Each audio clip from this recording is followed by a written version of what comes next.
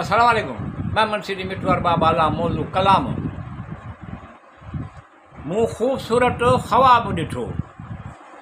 घणा माण्हू कंहिं गर्ज़ जे घणा माण्हू बिना कंहिं गर्ज़ जे उन्हनि जो तइल्लुक़ निभाईंदे ॾिठो।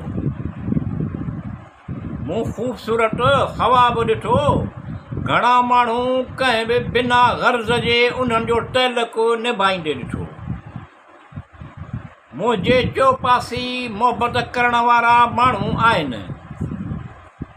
मुंहिंजे चौपासी मोहबत करण वारा माण्हू आहिनि। बसि मुंहिंजे हिकु क़दम खणण जी देरि आहे। मूं उन्हनि खे पुरख़ुलूस ॾिठो।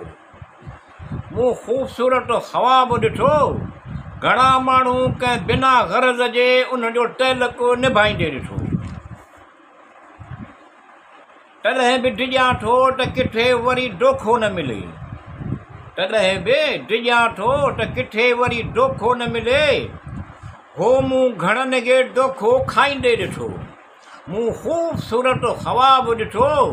घणा माण्हू कंहिं बिना गर्ज़ जे उन्हनि जो तइल्लुक़ निभाईंदे ॾिठो।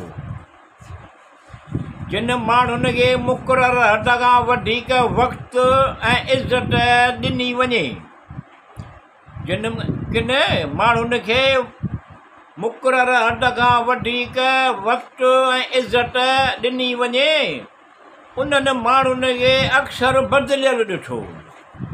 मूं ख़ूबसूरत ख़्वाब ॾिठो। घणा माण्हू कंहिं बिना गर्ज़ जे उन्हनि जो तइल्लुक़ निभाईंदे ॾिठो। उहे कहिड़ा ज़ख़्म दिलि जा हुया जो तरोताज़ा न हुया। उहे कहिड़ा ज़ख़्म दिलि जा हुया जो तरोताज़ा न हुया। ज़िंदगीअ में एतिरा ज़ख़्म हुया जिन जो मूं अंदाज़ो लॻाईंदे ॾिठो। मूं ख़ूबसूरत ख़्वाब ॾिठो। घणा माण्हू कंहिं बिना गर्ज़ जे उन्हनि जो तइल्लुक़ निभाईंदे ॾिठो। ईअं ओचितो अखियूं खुली पियूं। ईअं ओचितो अखियूं खुली पियूं। या अल्लाह रब्बिल आलमीन अर्रहमान रहीम सिहत तंदुरुस्ती ज़िंदगीअ जे हर मोड़ ते अता कर। ईअं ओचितो अखियूं खुली पियूं। या अल्लाह रब्बिल आलमीन अल रहमान अल रहीम सिहत तंदुरुस्ती ज़िंदगीअ जे हर मोड़ ते अता कर। सुखियो सताबो आसूदो कर कामयाब व कामरान भलो सुठो। मूं ख़ूबसूरत ख़्वाब ॾिठो। घणा माण्हू कंहिं बिना गर्ज़ जे उन्हनि जो तइल्लुक़ निभाईंदे ॾिठो।